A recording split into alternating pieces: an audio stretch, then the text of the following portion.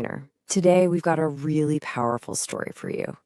It's about family, it's about money, and it's about that exact breaking point when years of quiet generosity just can't take any more loud public arrogance.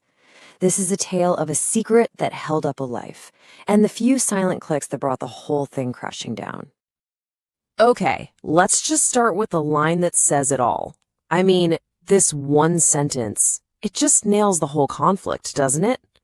On one side, you've got this sibling so proud of their so-called self-made success.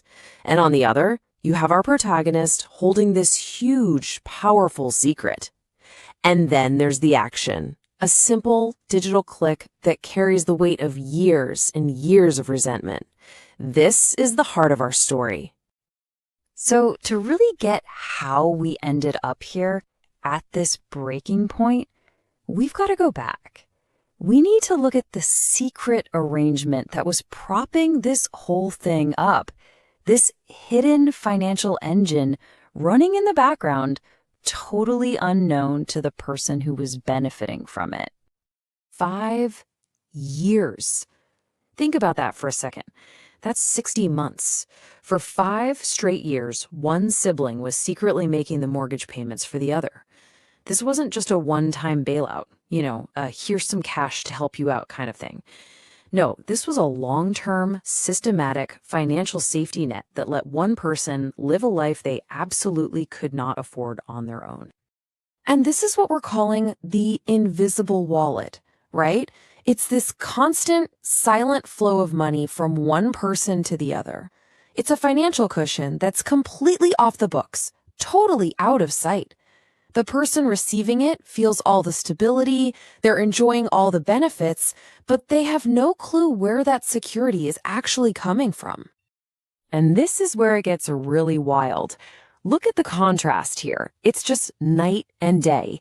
On one side, you have the protagonist living frugally, probably cutting back on their own life to make these payments. And on the other side, the sibling is taking luxury vacations and building this whole identity as a self-made success story. One person is the quiet, secret giver. The other is the unknowing and, as we'll see, increasingly arrogant recipient. Okay, so this is where the story really takes a turn. It goes from a secret act of kindness to something way more toxic. See, the problem wasn't just about the money. It was about the story the siblings started telling, a story about their own success that completely erased the protagonist's massive contribution. And get this. This is the absolute kicker. The sibling whose entire lifestyle was being bankrolled by the protagonist's careful spending actually starts mocking them for it. They began making fun of the very frugality that was making their own comfortable life possible. I mean, the level of cluelessness is just staggering. You can't make this stuff up, right? So it wasn't just about living well. No, this sibling was building an entire public persona around this self-made lie. They were constantly bragging, taking all the credit, and describing these fancy trips in detail to anyone who would listen. And the source material points out that this wasn't new. There was a history of bailouts or ransom payments, which tells you this is a long-standing, deeply ingrained pattern of entitlement. Now, what's so important to understand here is that this wasn't some snap decision. This wasn't just a bad day. Nope. This was a slow burn. This was 5 long years of resentment just simmering under the surface, waiting for that one final thing to make it boil over. And this timeline, wow, it lays it out so perfectly. You can literally see the pressure building. See? Year 1, it starts off as help, but by year 3, bam, the mockery kicks in. Fast forward to year 5, and that mockery has turned into full-blown bragging about a luxury trip. And then, the very next day, the consequence arrives. You can just feel that tension ratcheting up year after year. And this was it. The final straw. The moment that the source says was the ultimate catalyst. Can you just picture that? Sitting there, stone-faced, while the person you're secretly supporting goes on in glowing detail about their amazing vacation, a vacation you paid for. The sheer ingratitude in that one moment must have been absolutely unbearable. So what happens next? Well, the response is just as fascinating as the problem itself. Because there was no big fight, no dramatic showdown. The revenge, if you want to call it that, was quiet. It was digital, and it was devastatingly final. So what was the weapon of choice here? Not a nasty text, not a screaming phone call.